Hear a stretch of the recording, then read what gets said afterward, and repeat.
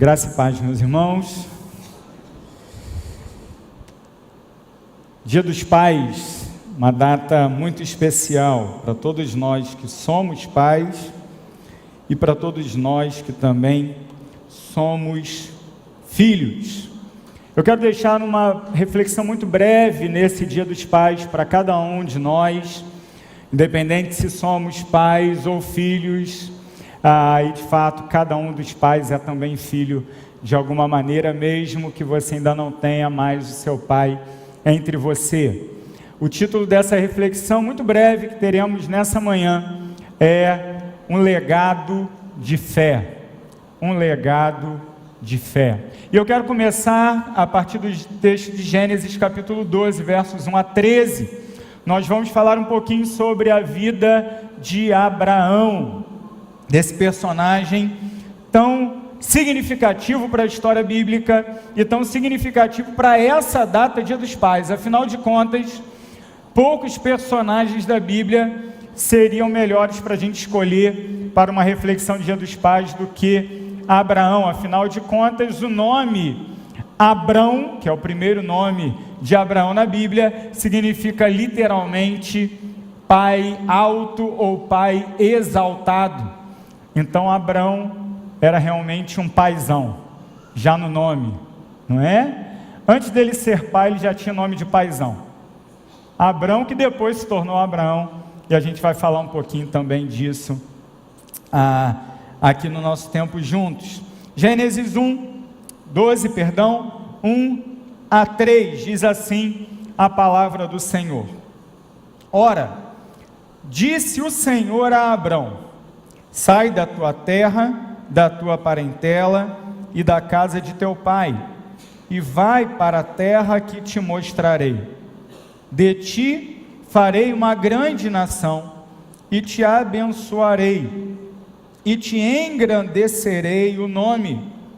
Sê tu uma bênção. Abençoarei os que te abençoarem, e amaldiçoarei os que te amaldiçoarem. Em ti serão benditas todas as famílias da terra. Que o Senhor nos abençoe pela leitura e meditação na sua palavra. A vida de Abraão é uma vida que realmente faz a gente pensar no tema proposto para essa manhã, um legado de fé. O que você, pai, pretende deixar para os seus filhos? O que você pretende deixar como legado, como herança para os seus filhos? E essa é uma preocupação que com certeza passa na mente de todos os pais, ou de praticamente todos os pais. Quando nós constituímos a nossa família, quando nós então nos casamos e sonhamos com o nosso lar, sonhamos com os filhos que virão, nós como pais, provedores da nossa casa, automaticamente pensamos em ter alguma fonte de renda, em ter uma estrutura, em ter uma casa para oferecer para os nossos filhos. Quando então os filhos estão a caminho, nós logo começamos a pensar na roupa, na escola, na faculdade, no futuro. O que nós vamos apresentar como caminho de vida para os nossos filhos? Tudo isso está envolvido nesse conceito legado, aquilo que eu deixo para a próxima geração, aquilo que eu deixo para quem vem depois de mim. O legado, evidentemente, não é apenas material. Na verdade, de qualquer coisa que nós possamos deixar para os nossos filhos, os elementos materiais são os menos importantes. O legado tem principalmente a ver com princípios, valores que nós entregamos para aqueles que vêm depois de nós.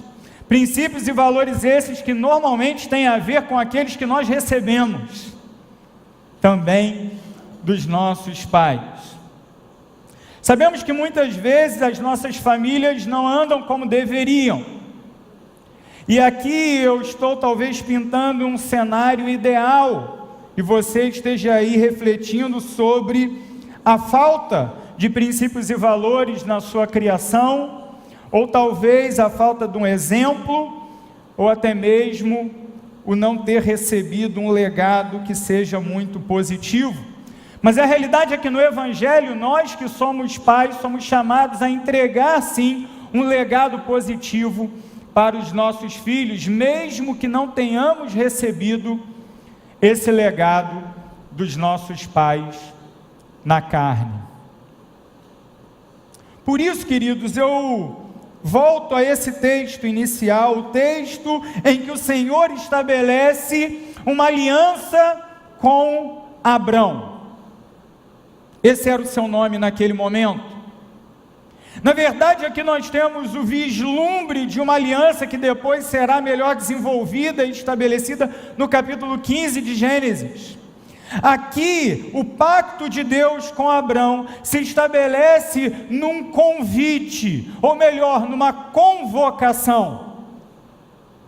Quando você retorna ao capítulo 11 de Gênesis, você perceberá que Abrão estava em peregrinação essa que havia sido iniciada pelo seu pai Terá, e eles saíram então da terra dos caldeus, de Ur dos caldeus, e começaram uma peregrinação em direção à terra de Canaã. Chegaram então a uma localidade chamada Harã, que fica ao norte da terra de Canaã, no finalzinho daquilo que nós chamamos de Mesopotâmia, da terra entre rios, entre o rio Eufrates e o rio Tigre.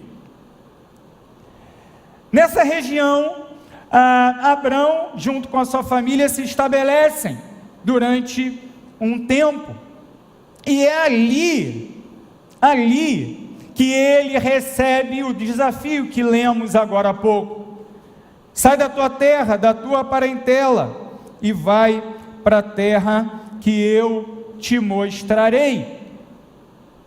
Terá tinha um caminho para sua família, mas agora o chamado de Abrão ganha contornos novos. Lendo a partir de Josué, nós aprendemos que Abrão não era um homem originalmente temente a Deus, nem ele, nem ninguém da sua casa, mas eles eram adoradores de outros deuses, oriundos de um povo pagão. De fato, a terra dos caldeus, a terra que compunha o território do primeiro império babilônico, do primeiro grande império babilônico, era uma terra de pessoas idólatras, era uma terra de povos pagãos. Estamos falando de algum momento, não sabemos precisar exatamente, mas de algum momento entre o século 22 e o século 20 a.C. E nesse momento, já em Harã, Abrão recebe então o chamado de Deus, para não mais ser alguém que vivia em adoração a ídolos, mas para ser alguém que seria o canal de Deus para a bênção de todas as famílias da terra.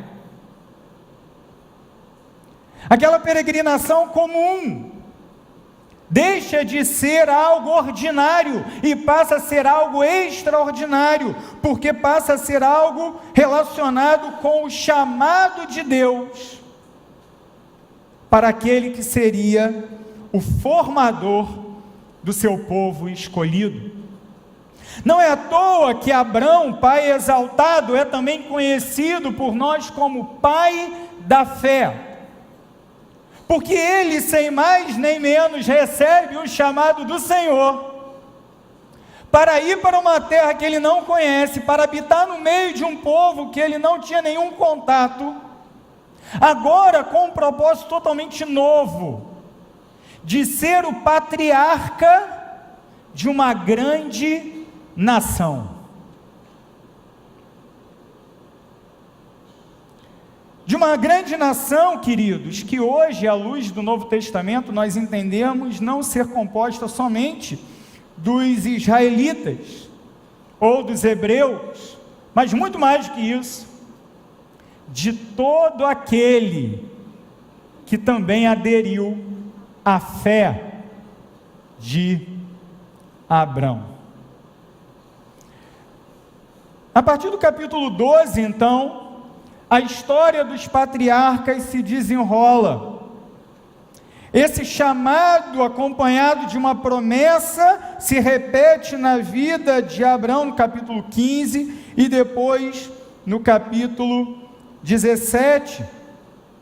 No capítulo 17, para reafirmar essa promessa de que Abrão seria pai de uma grande nação, o Senhor muda o nome dele para Abraão, o pai de nações. O paizão se torna o pai de nações.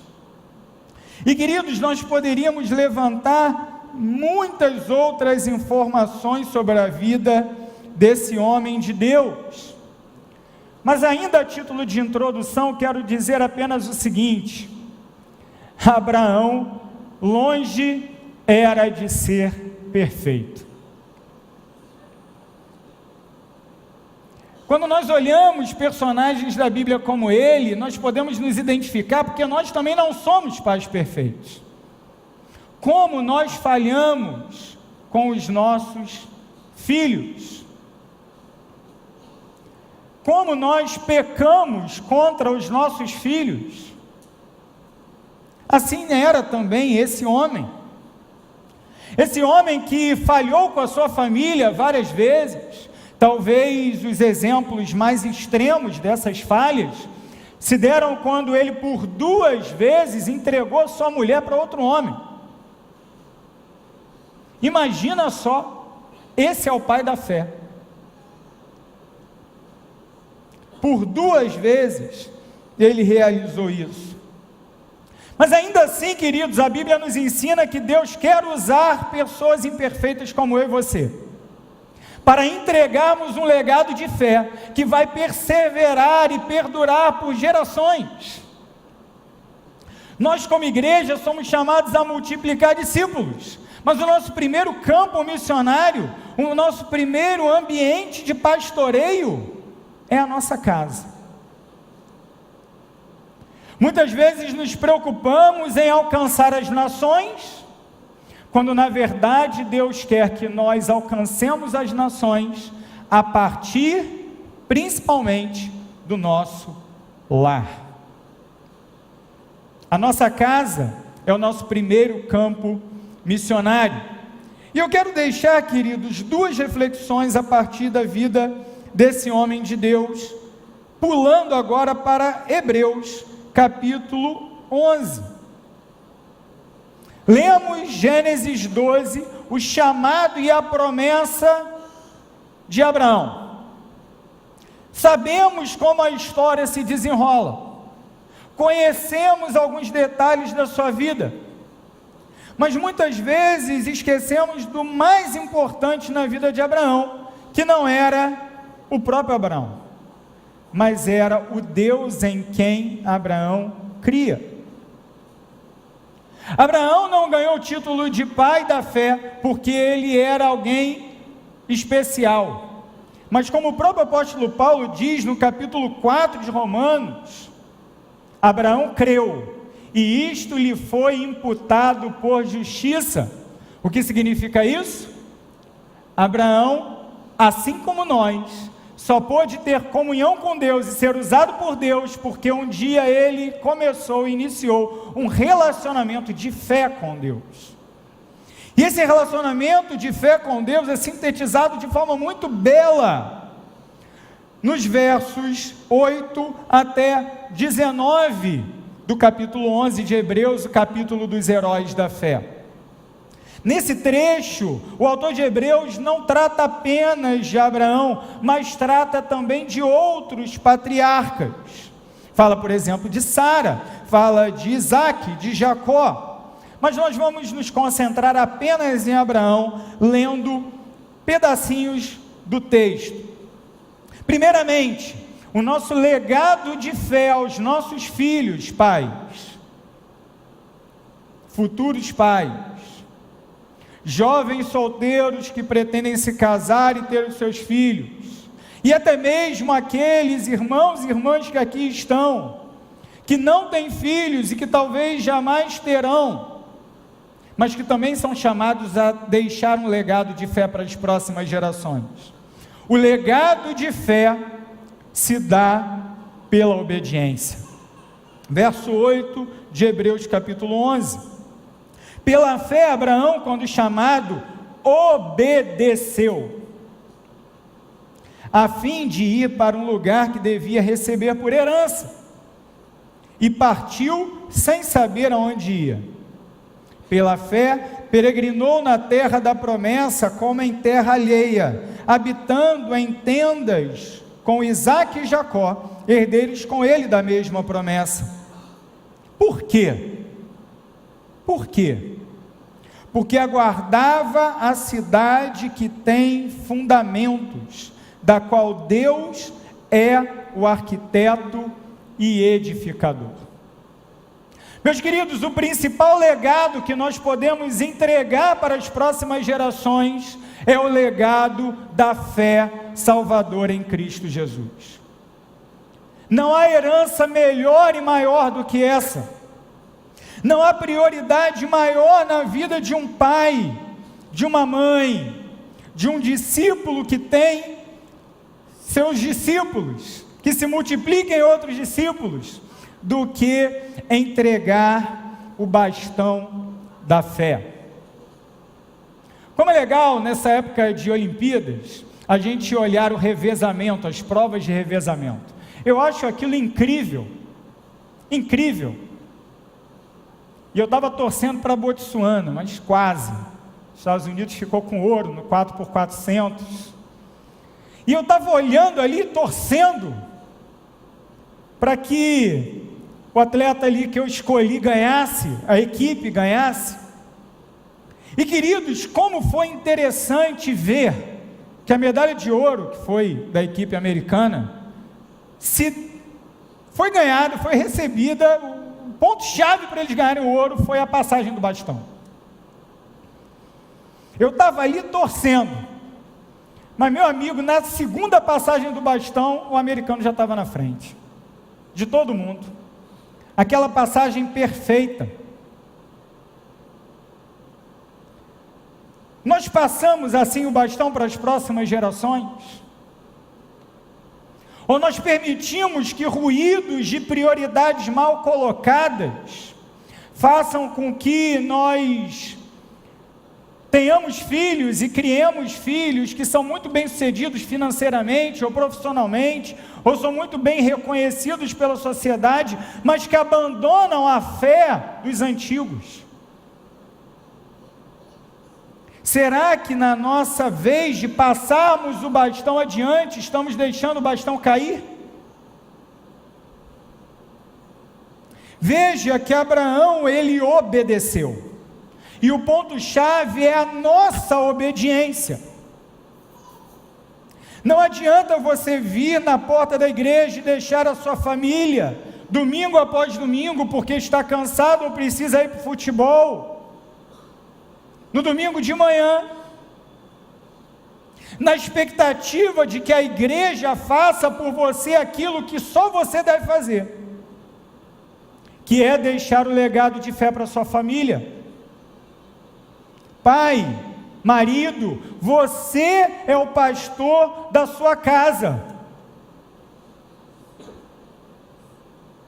E que bênção para nós termos outros pastores que nos ajudam, mas a responsabilidade é nossa. Não terceirize a sua responsabilidade como sacerdote do seu lar para o pastor Carlos Elias, para os professores da escola dominical, para os ministros auxiliares da igreja. Você é o pastor da sua casa. E o caminho do legado que você deixará, de um legado saudável que você deixará, começa pela sua obediência. Ele obedeceu. E ele foi para um lugar que ele não sabia nem como era, nem onde ficava, nem quem ele encontraria ali, mas ele simplesmente obedeceu, porque Deus falou com ele.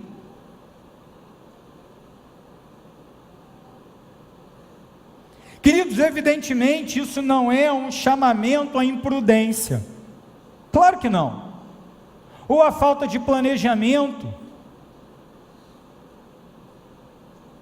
mas é sobretudo um chamamento a compreendermos que não há nada mais real no universo do que a realidade espiritual.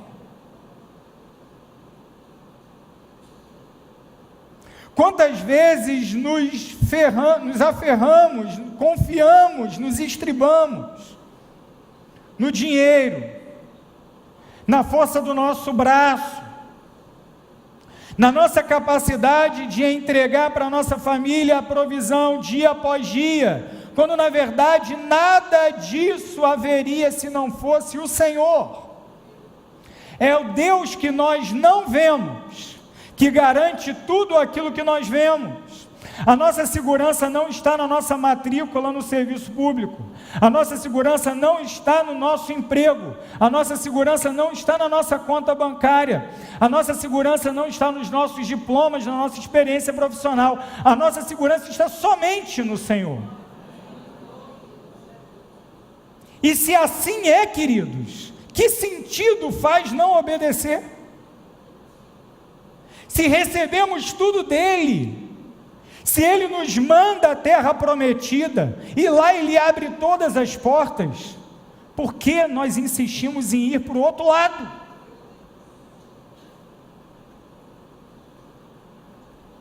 Veja no verso 9, foi pela fé que ele peregrinou por uma terra que Deus havia prometido a ele, porém, uma terra que durante a sua vida nunca foi de fato dele. Assim como nós, pais, Abraão peregrinou entre estrangeiros, entre estranhos, muitas vezes entre pessoas hostis. Me assusta ver que muitos pais crentes muitas vezes dizem aos seus filhos o seguinte: meu filho, ir à escola dominical é bom, ouvir a pregação é bom, viver na igreja é bom, mas entenda que a vida real é dura, e você precisa ter as condições de enfrentá-la. Abraão viveu uma vida dura entre estrangeiros, sem jamais efetivamente possuir a terra, mas ali ele viveu pela fé, e por isso o Senhor não apenas o sustentou, como o abençoou abundantemente. Mas o que nós fazemos? Nós achamos que nós mesmos vamos comprar a nossa bênção com a força do nosso braço. Meus irmãos, não acreditemos nisso, em nome de Jesus. E por que Abraão viveu pela fé? Note o verso 10, porque ele aguardava a cidade que tem fundamentos, muito mais firme do que os fundamentos da casa que você construiu para abrigar a sua família, muito mais firme do que a posição social que você conquistou, muito mais firme do que toda a herança que você construiu para deixar para os seus filhos, está a cidade que tem verdadeiros fundamentos, e essa cidade tem Deus como arquiteto e como construtor. Pastor, mas eu não consegui deixar nada para os meus filhos. Até agora, o meu trabalho não foi suficiente para construir patrimônio, Na melhor das hipóteses, eu consigo pagar as contas do mês. Meu irmão, quero te dizer o seguinte: o seu legado será muito maior do que qualquer pai milionário, se você for obediente ao Senhor. E simplesmente deixar o seu exemplo. E sobre isso, nós vamos ao ponto final. Verso 17 de Hebreus 11. Pela fé, Abraão, quando posto à prova, ofereceu Isaque.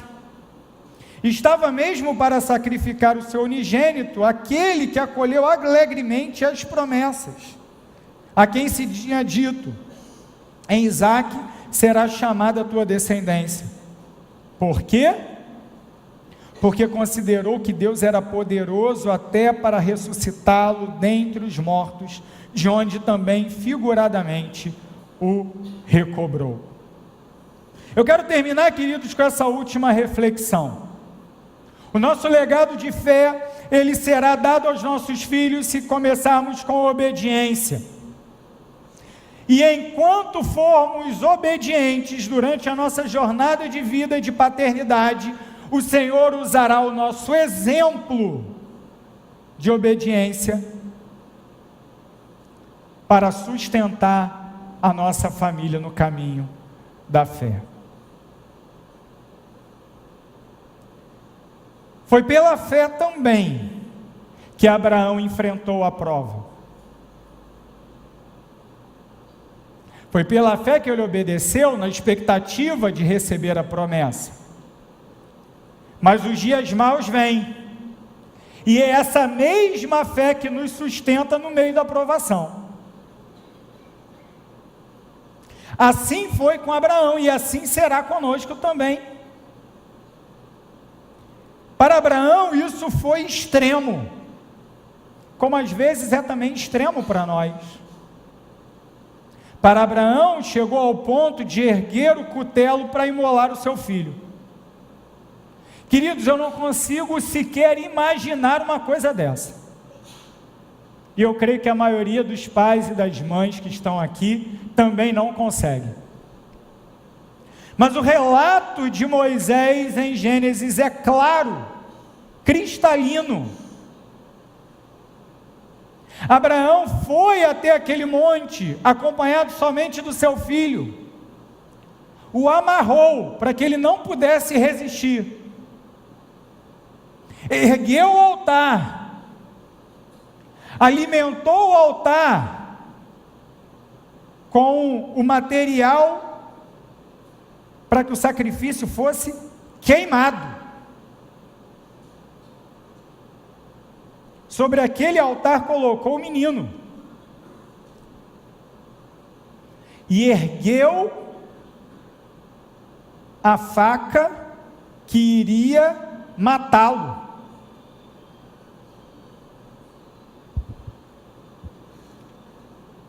Que exemplo de fé.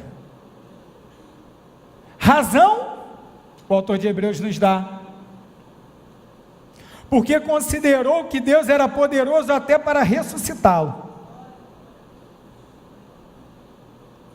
Deus, eu não sei o que o Senhor quer de mim, mas eu estou aqui, o Senhor mandou matar, eu vou matar.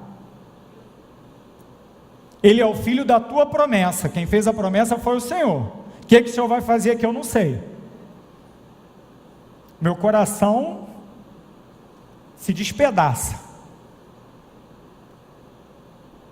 Mas eu obedeci desde o início. Obedecerei mais uma vez. E tudo isso agora, diante do herdeiro da promessa. Nós, como pais, automaticamente nos colocamos no lugar de Abraão. Mas todos nós que somos pais também somos filhos. Coloque-se no lugar de Isaque.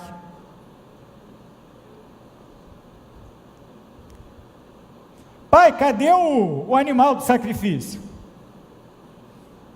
Nessa fala, eu imagino que ele começou a suspeitar que ia dar ruim. Para ele.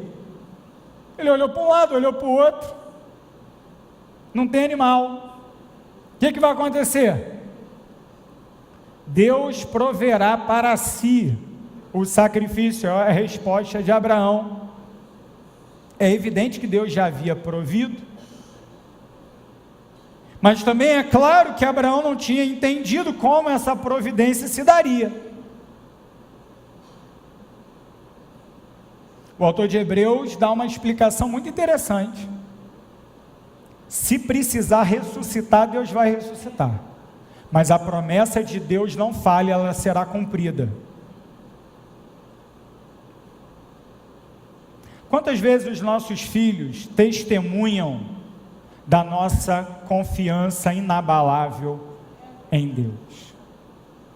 Quantas vezes os nossos filhos nos ouvem orando, nos veem de joelhos?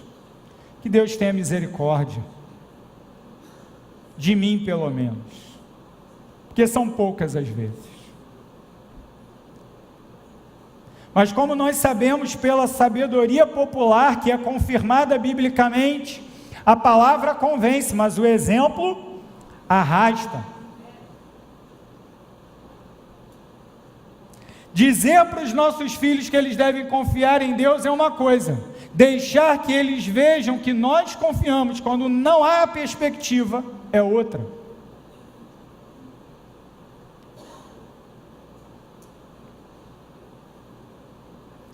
Fazer os nossos filhos decorarem textos bíblicos, como busquem em primeiro lugar o reino de Deus e a sua justiça, e todas as outras coisas vos serão acrescentadas. Isso é fácil. A gente pode fazer isso de forma lúdica, inclusive. Dar um chocolate, um presente, bota uma meta de versículo decorado. Acredite, dá certo. Contudo, Deus quer mais que isso. Deus quer que nós vivamos aquilo que nós memorizamos diante da nossa família. O legado de fé, ele é dado, ele é entregue pela obediência, mas ele também é dado e entregue pelo exemplo diário. Assim foi com Abraão. E por causa disso, ele é, então, considerado o pai da fé. E qual é o resultado?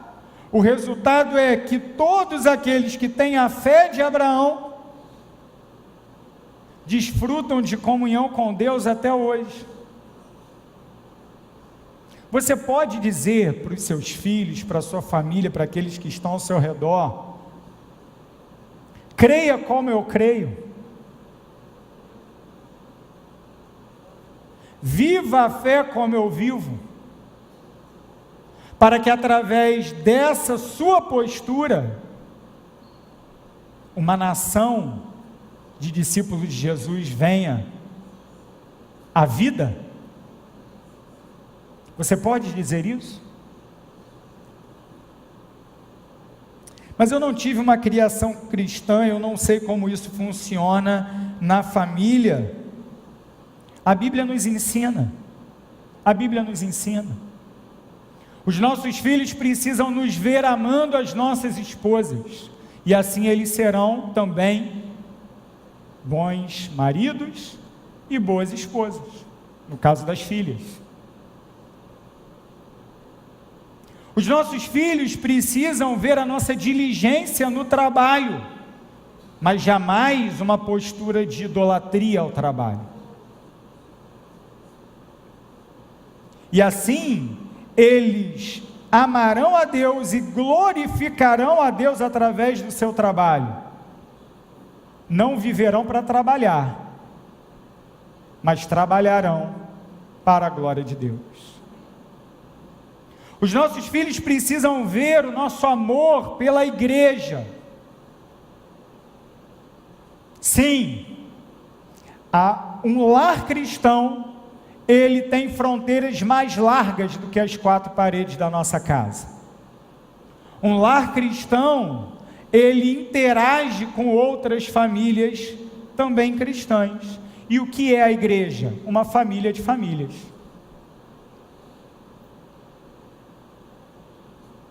Se você não viu isso na sua história, ainda assim Deus te dá todos os recursos em Cristo para que você viva isso na sua casa.